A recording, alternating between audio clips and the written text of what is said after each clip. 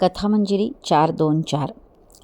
आज कॉलेजमध्ये रमेश म्हणून जो गॅजेशचा भाऊ आहे तो आपल्या सतीशला वाचवायला येतो. पण तो जेव्हा वाचवायला येतो त्याच वेळेला तो त्याला सांगतो की आता तुला अजिबात बावळट राहून चालणार नाही.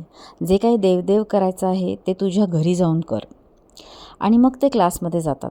क्लासमध्ये जवळजवळ सगळीच मुलं टवाळ असतात आणि मागे पत्ते खेळत बसलेली असतात, मजा करत असतात. केवळ 4-5 हुशार विद्यार्थी, सिन्सिअर विद्यार्थी येतात. पण त्या सगळ्यांची सुद्धा बाकीचे लोक खूप चेष्टा करतात. त्यानंतर जो वर्ग सुरू होतो तो म्हणजे प्रोफेसर पाटील यांचा.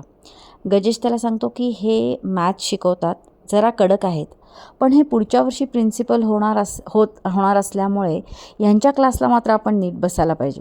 बाकीचं काही फार विशेष महत्त्वाचं नाही. आणि ह्या सगळ्यात ना आज प्रथमच सतीशला भगवंताची आठवण होत नाही.